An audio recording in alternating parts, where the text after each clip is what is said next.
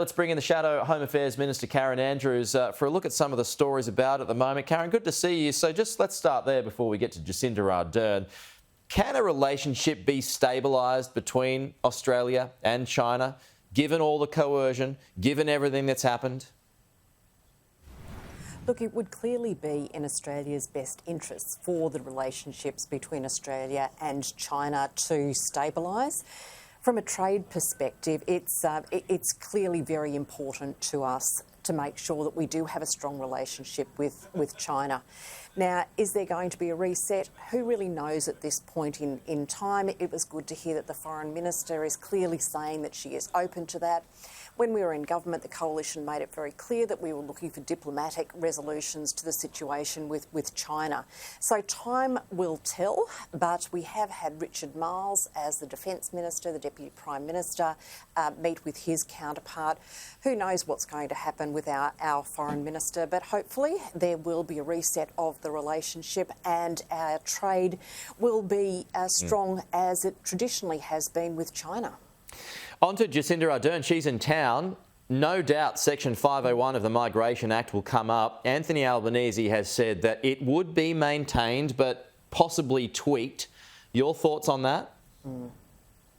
Well, I'm concerned about the comment that it may well be tweaked. And quite frankly, if Labor is going to capitulate to the demands of Jacinda Ardern to keep foreign criminals in Australia, it would be a very worrying sign. Now, this is actually important. This isn't politics. This is about keeping Australians safe and secure and keeping foreign criminals off the street. And I would be very concerned if Labor did anything to water down the strong position that the Coalition took in government. The tweak is time, or in particular how much time they have spent here. Should the time a person has spent in Australia be taken into consideration for the good of our relationship with New Zealand?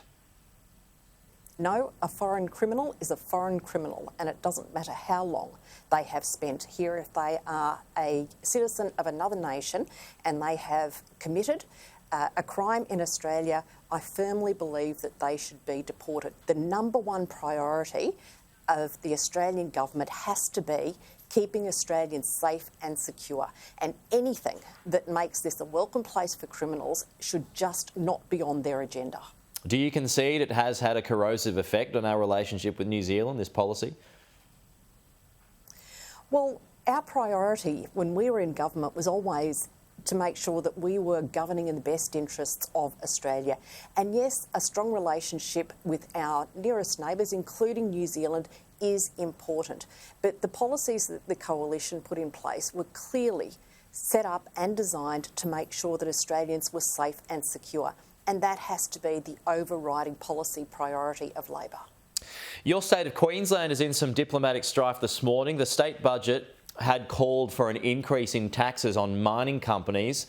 Now Japan, which has some pretty big interests in Queensland, has said it may well have to start to rethink whether it's a safe and predictable investment destination. What do you make of that position overnight? Well, that would be an awful outcome for Queensland, without a doubt.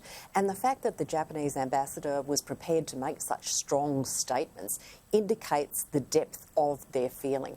Now, Australia has had a strong relationship with Japan. We want to maintain that relationship. Quite clearly, it's in our best interests.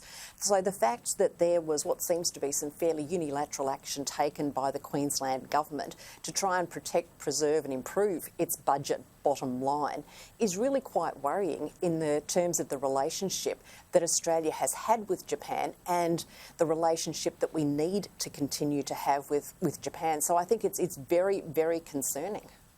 Well, they've said that it could well extend beyond coal and into cleaner energy when it comes to its investments in Queensland. I mean, what sort of a threat would you call that? Would you fear or would you have concerns that it's a bit more serious than an empty threat? Well, I didn't see it as a threat. I saw it as a matter-of-fact statement coming from the ambassador that he was being very clear what was likely to happen if Japan formed the view and Japanese companies formed the view that Queensland was a risk from an investment point of view. So I think that he was making it very clear what the reaction is likely to be in Japan, and they will look for safe investments. And if that's not Queensland, what he has flagged is that they will look elsewhere.